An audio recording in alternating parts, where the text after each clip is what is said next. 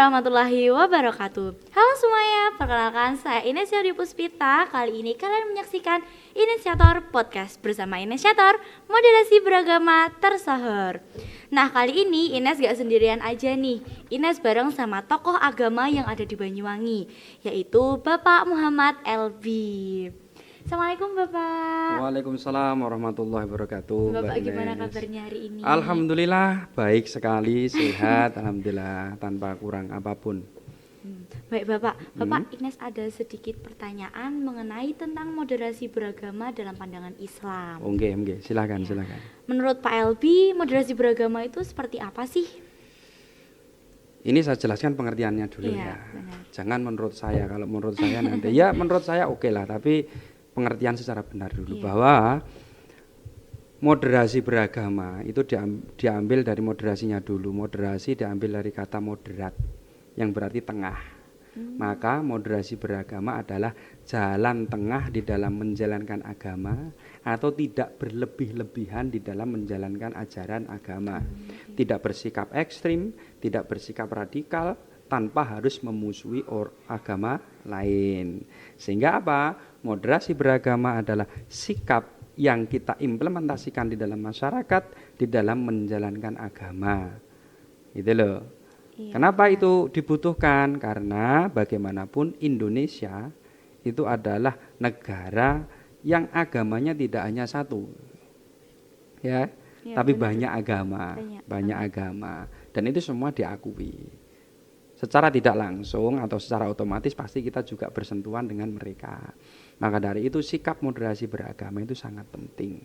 Sangat-sangat penting. Biar apa?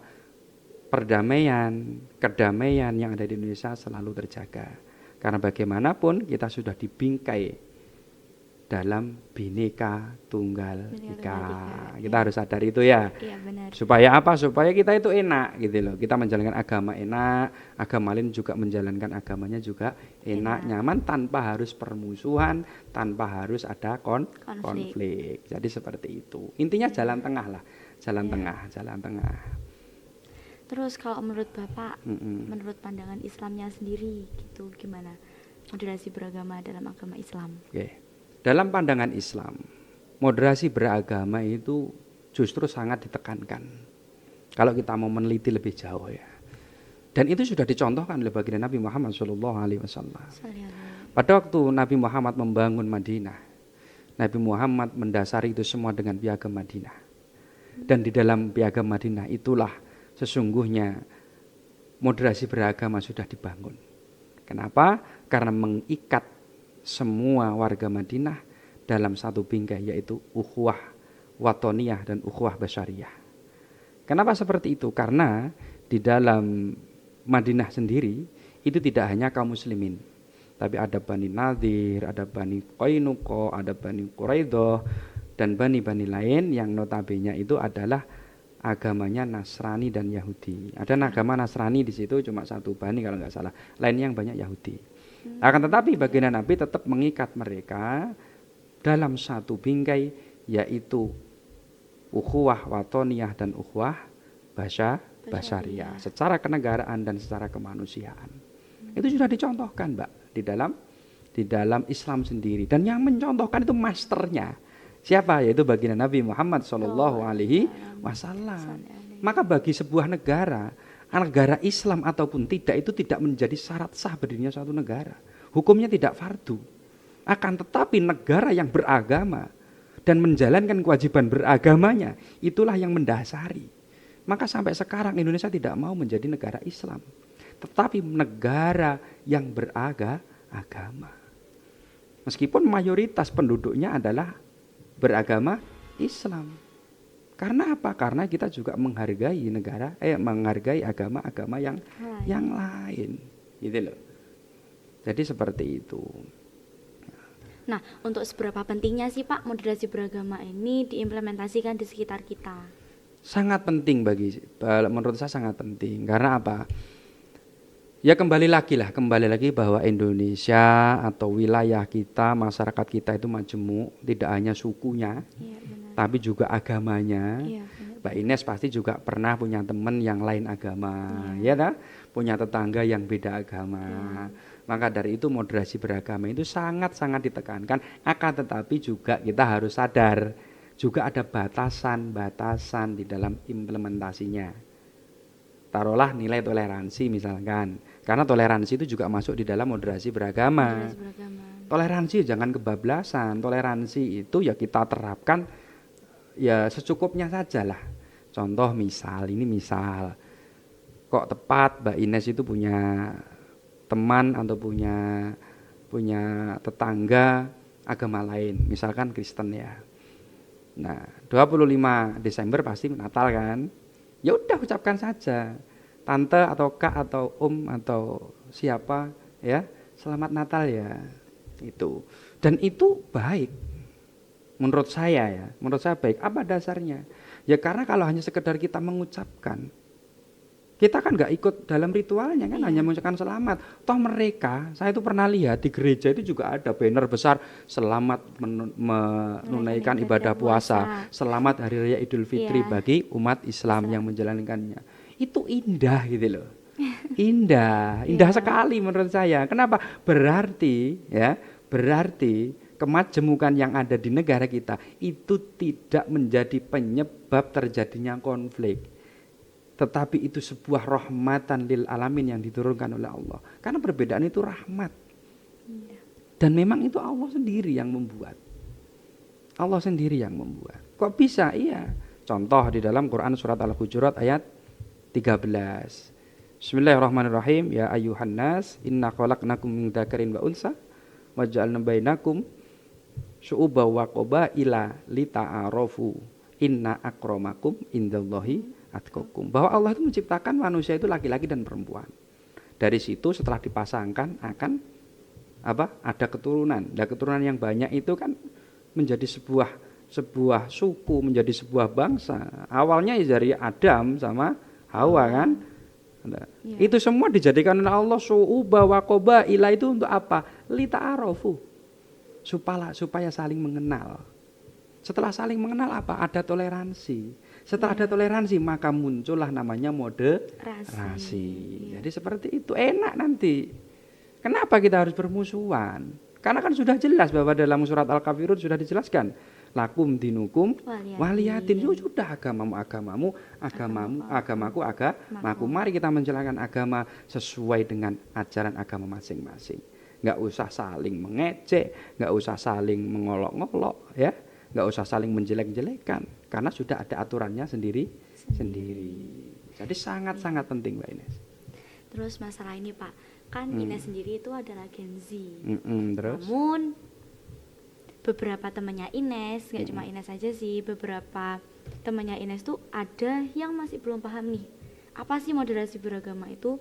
Anggapan mereka masih sama, yaitu toleransi. Namun moderasi beragama sendiri kan sebenarnya banyak nih Pak, nggak cuma tentang toleransi. Dan gimana sih implementasinya bagi kita yang berada di posisi Gen Z ini? Jadi gini, Gen Z itu memang perlu, ataupun generasi milenial lah ya, kita mengatakan generasi milenial. Itu perlu kita kasih pemahaman yang benar.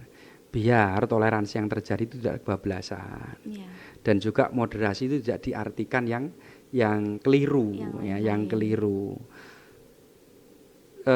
Enaknya gini, moderasi itu adalah kita di dalam menjalankan agama tidak menyakiti yang lain, gitu aja sudah. Itu yang sederhana.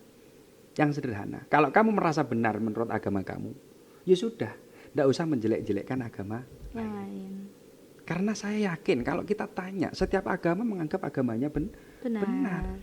Tetapi secara akidah, ya kita harus sadar bahwa innadzina indallahil Islam. Itu secara akidah, cara keyakinan kita sendiri.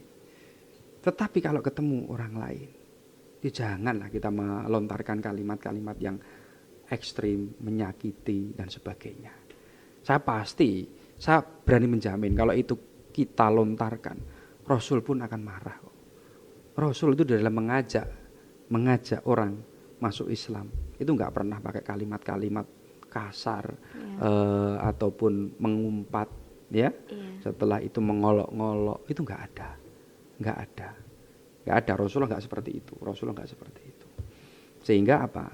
Gen Z ini memang perlu kita kasih pengertian yang sederhana dulu, jangan yang terlalu tinggi-tinggi, yang sederhana. Intinya adalah yang perlu kita berikan kepada generasi milenial adalah satu, beragama sesuai dengan syariat dan koridor yang benar. Akan tetapi tidak menyakiti dan menyalahkan agama lain karena menganggap dirinya paling benar. Itulah ya. Iya. Itu saja sudah. Itu saja. Karena gini, kalau toleransi itu juga kebablasan, saya takutnya imannya juga akan goyah. Bahaya juga. Iya. Ya toleransi itu yang ringan-ringan saja. Ya seperti saya contohkan tadi, mengucapkan Natal ya. Setelah itu kalau misalkan punya tetangga, kalau diundang ke rumah saya ya, misalkan itu lain agama, ya nggak apa-apa ke rumah. Tapi kalau diajak ritual agamanya nggak usah berangkat. Kenapa? Kita punya ritual sendiri, kita punya ajaran sendiri ya. Nah, takutnya nanti kalau itu kebablasan dan sikap ekstrim itu tidak boleh. Menganggap Islam paling benar, terus misalkan di lingkungan kamu ada sekelompok kecil orang Hindu buat pura, kita marah-marah terus membakar, ya, terus merobohkan, itu juga nggak boleh. Kasih kesempatan mereka untuk membuat rumah ibadah. Nggak apa-apa. Orang itu kalau imannya sudah kuat, saya yakin aman kok. Gitu loh, saya yakin aman. Kalau kamu yakin bahwa rumah ibadah kamu masjid, masa pengen suatu ketika tak nyoba lah ke pura gimana rasanya, kan enggak Nggak kan? Enggak mungkin gitu loh. Enggak mungkin. Ataupun ada kelompok-kelompok lain mengadakan ritual. Tiba-tiba kita marah-marah, kita gebukin, kita usir. Itu juga namanya intoleran. Iya benar. Intoleran. Tapi kita mengikuti ajaran mereka, tiba-tiba diundang acara, misalkan acara ritual, kamu datang dan mengikuti ritual itu sampai akhir, itu juga kebablasan. Toleransi yang kebablasan. Intoleran itu tidak boleh, toleransi kebablasan tidak boleh.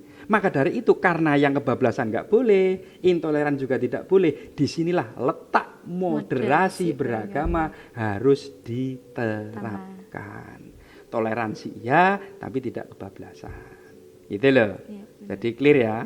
Ya, Clear. benar. Bapak, terus ini buat yang terakhir ya, gimana nih pesan Bapak untuk semua riders yang ada di Gen Z? Untuk Gen Z, yang pertama yang harus kita pahami adalah satu, agama itu tolong dipelajari dengan benar, dengan sumber yang benar, dengan sanad-sanad keilmuan yang benar. Iya. Sehingga apa? Sehingga kita kalau sanadnya benar, sumbernya benar, ilmu yang kita dapatkan benar, pengaplikasiannya pun juga benar, implementasinya benar. Kalau kita mencontoh baginda Nabi Muhammad, saya yakin baginda Nabi tidak radikal, baginda Nabi tidak ekstrim, tapi baginda Nabi adalah penebar kasih, penebar sayang. Untuk apa? Menjalankan risalah Islam rahmatan lil alamin. Akan tetapi juga itu semua harus dibangun dari pondasi yang kuat. Modern boleh, kamu pandai ilmu pengetahuan teknologi boleh, tapi ingat, kita punya pondasi dasar, yaitu agama, harus diperkuat juga.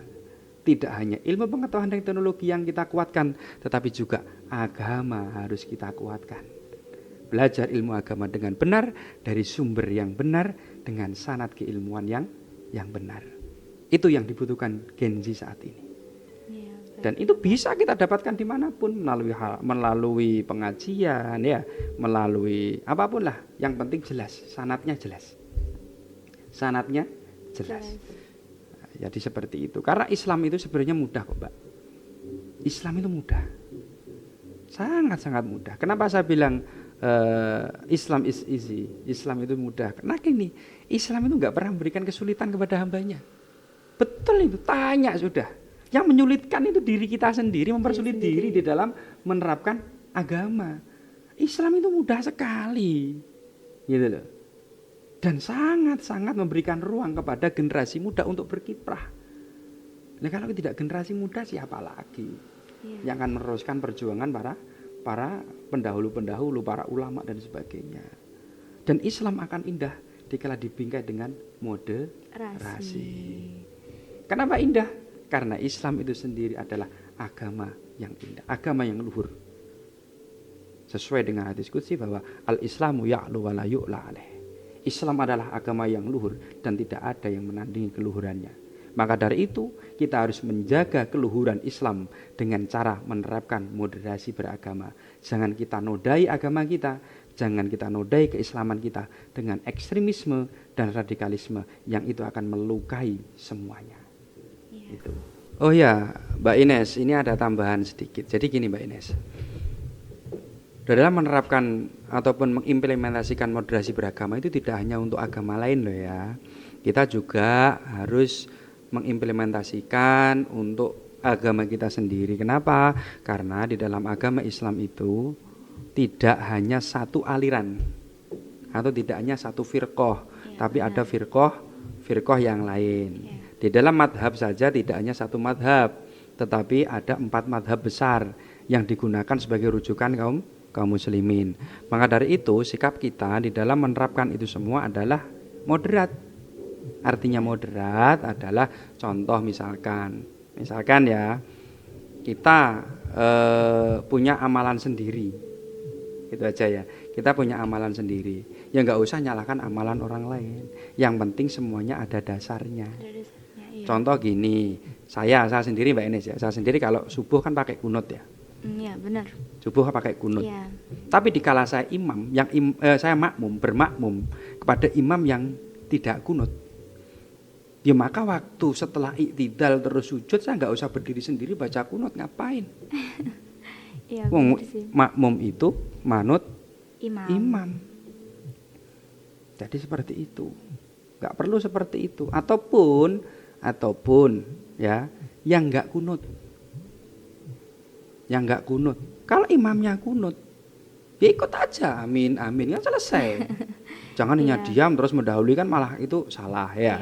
Jadi seperti itu. Ataupun di dalam kita menghargai pendapat dari golongan yang lain atau kelompok-kelompok yang lain. Contoh di Indonesia ini yang sering Mbak Ines, yang sering terjadi adalah pada waktu penetapan awal Ramadan biasanya ya. Biasanya itu kan ada 2 pendapat yang berbeda. Ada dua pendapat yang berbeda. Itu bagaimana? Ya udah, kalau kita meyakini bahwa apa yang sudah kita lakukan itu benar, ada dalilnya dan semua bersumber dari baginda Nabi Muhammad, ya sudah. Contoh saya pasti mengikuti pemerintah karena memang dalilnya sumu li ru'yatihi. Berpuasalah apabila kamu melihatnya. Iya benar. Jadi melihat dulu. Tetapi kelompok lain itu menggunakan metode hisab wujudul hilal. Ngitung Pak Ines, pakai ilmu hisab. Oh iya. Bukan berarti yang sumuli royati tidak menghitung, juga menghitung. Tapi meskipun hitungan sudah selesai, dia tidak puas kalau belum melihat. Karena memang dalilnya sumuli royatihi. Maka bagaimana? Ya sudah. Dikala dari kelompok kita atau golongan kita ya itu belum melihat hilal, ya kita nggak usah mengikuti yang sudah menghitung selesai tadi.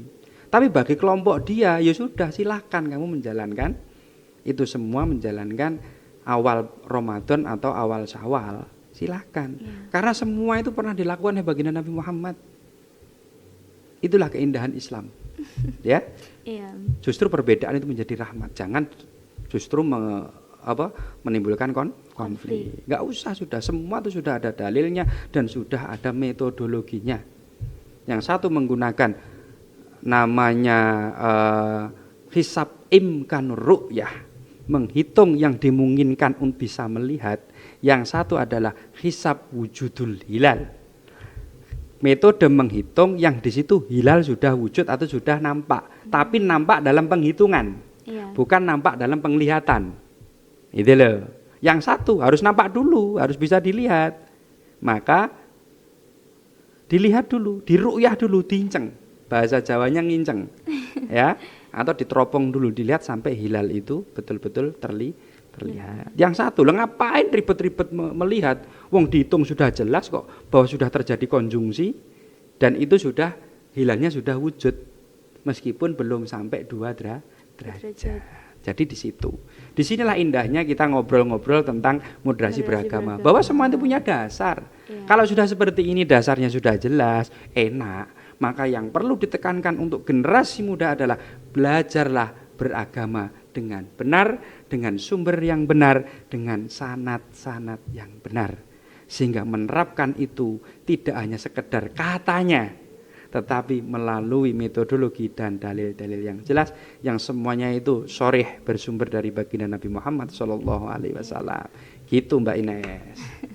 Oke, keren banget ya penjelasan dari Pak Albi. Makasih ya Pak. Ya, terima kasih kembali. Nah, kita udah ada di penghujung acara. Tak terasa ya.